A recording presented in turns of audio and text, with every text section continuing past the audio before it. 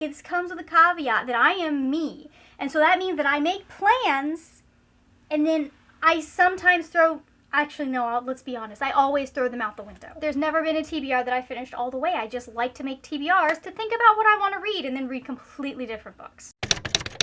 We're here to talk about my TBR for PickPongAthon and BattleAthon. I am combining these two TBRs. BattleAthon works really well with what's going on with PickPongAthon. These are both month-long readathons, but PickPongAthon is run by Crystal over at Bon Book Reviews. It is based on her TBR game, which is based on beer pong, and it was actually quite fun to play, I have to say, like when I was doing my little throws. I am one of the 3 co-hosts on that team, along with Nicole over at Dusty Book Snippers and Aoife over at Pretty Purple Polka Dots. The other readathon I am going to be doing in August is BattleAthon. This is run by Mel over at Melanor Reads. I will have the video linked down below. Basically, it is a bracket readathon where every week, teams go up against each other in brackets. We're getting points based on, what we rate our books, what our rating is for the book. So, the goal is to primarily choose books you think you will like and rate high. So that's what I have tried to do with all of the books here this month. The thing is, here's the thing. Usually, I would be telling you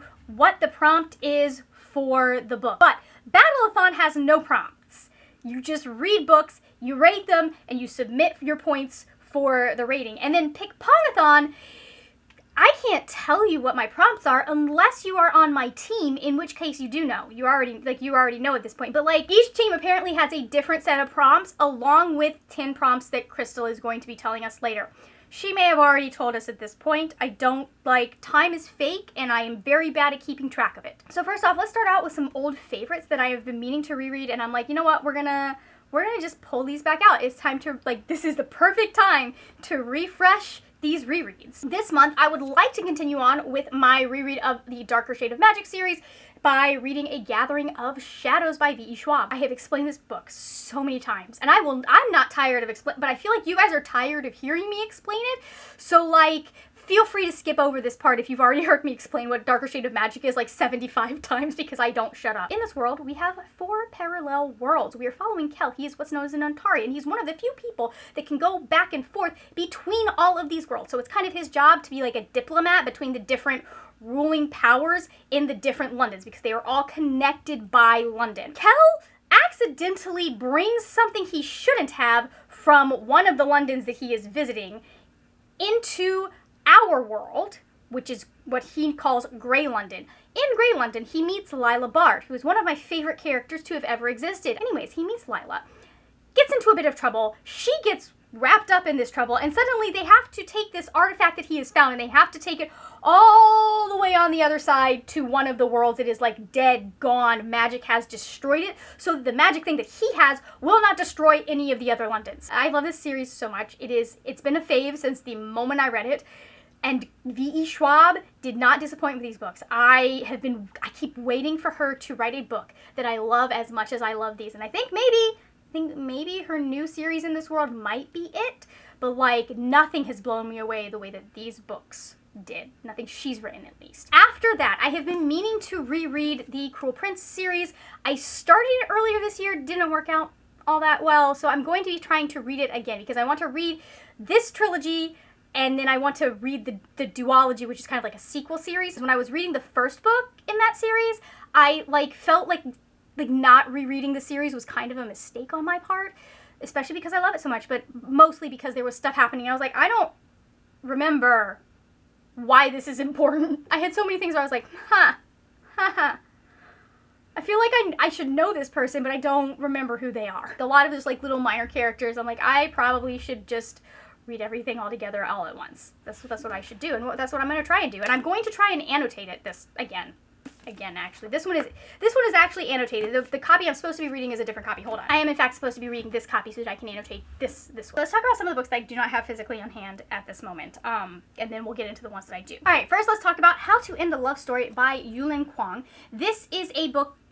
I'm not going to tell you why I picked this, because there is a reason I picked this outside of the readathons. You know what? You guys can be surprised when those vlogs came out. This is a story about 2 people that work in TV. It's a contemporary, what's wrong with me? It's a romance. And it is about 2 people that, they knew each other or worked together. Yeah, 2 writers with complicated history end up working on the same TV show. They are both TV writers, and something happened 13 years in the past that made them like they are connected forever but also do not want to be around each other. Like it was very traumatic for them. And then he ends up working on her show and things start rekindling, it sounds like. It sounded like a good time to me. It sounded like a recipe for things that I would really enjoy. Moving on, we also have Love, Comment, Subscribe by Kathy Yardley. I read Role-Playing earlier this year and I was like, I have to read more Kathy Yardley. I have to check out more of her work. And so I'm picking this one up. This one we're following Lily and Tobin. They knew each other in high school and they were both part of what was known as the Nerd Herd. Lily is now a beauty YouTuber. She is trying to get like some brand deals and start her own makeup line and all of this stuff.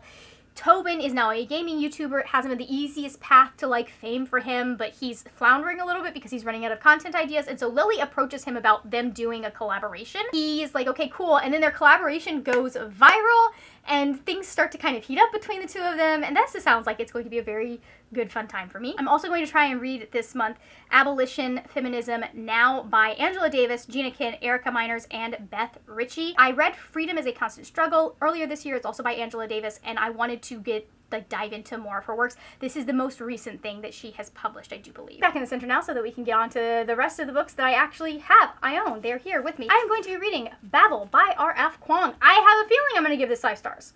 I gave The Poppy War 5 stars. It was amazing. I absolutely adored it. This is set in the 1800s, which means that it is like right smack dab in the middle of like where I know the most about Britain's imperialism. So this is going to be a very interesting read for me. We're following Robin Swift and he is going to Oxford. He's helping them. Like there's something to do with translation. There's a lot of discussions about colonialism and Robin's kind of like he's put in a tough spot apparently because he's working for Oxford in the translation, but he's also like, but I feel like I'm betraying my people. So I don't remember much about what this story is about. I'm sure I will have more to say to you about it later. I'm also going to be picking up Undercover Bromance by Lyssa K. Adams. This is the second book in the Bromance Book Club series. The premise of the entire series is that there's this book club that these guys have put together where they go and they read romance novels to find out how to be better boyfriends, husbands, lovers, all of that good stuff. And they're trying to like figure out what their wives want without having to like ask about it, I guess. In the first book, we are following a baseball player who finds out that his wife has been faking it when they have sex, and like that kind of bruises his ego. He has a bad reaction to it. She's like, okay, I've kind of been thinking about leaving this. Like this just hasn't been working for me for a while, so I'm out. Like, I love you, but I'm out. Bye. And she's like, I want a divorce. So he joins this book club in an attempt to become a better partner and prove to his wife that he can, in fact, actually, like, be a good boyfriend and husband, because he thought he was doing what she wanted in all aspects of their marriage, and apparently he wasn't. So we get to see them kind of fall in love with each other all over again. I'm very interested where we're gonna go with, because this was like my least favorite, the main character here was my least favorite character in the book, like the least favorite side character, and so it's going to be very interesting to see where this goes. I'm also going to be trying to get The Adventures of Amina Al-Sarafi by Shannon Chakraborty off of my physical TBR, because I've been wanting to read this for so long and I just keep putting it off and putting it off and putting it off. This is a book about a lady pirate. She's an older lady pirate, and she's like, I think she's retired at this point. But then the child of one of her crewmates gets kidnapped, and so she's like, well, I guess we gotta get the whole gang back together and we're gonna go and rescue this child. It sounds like a good fun time. And the final book we are going to be talking about is Silver Nitrate by Silvia Moreno Garcia. We are following Montserrat and Tristan. And Montserrat is a film student, and she's got a crush on Tristan. He is not a film student. She is, hold on.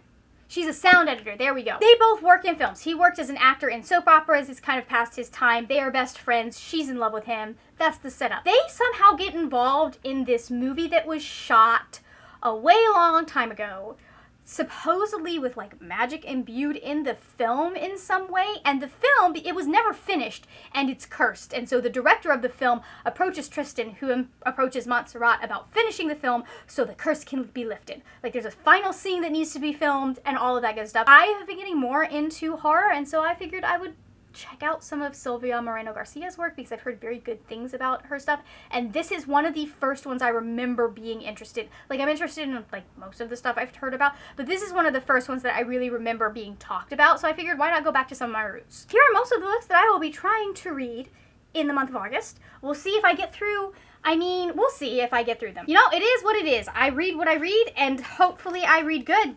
because I have to read for points for a team. Being a host in PickPongAthon will put a little bit of pressure on me, so that's good. There's that. I cannot wait to dive into some of these books. Like, I feel like this is one of the most exciting TBRs that I've had in a long time, because I've just kind of been able to pick what I wanted to pick, and I put an emphasis in trying to find books that I like, and we're going to see how well I know myself.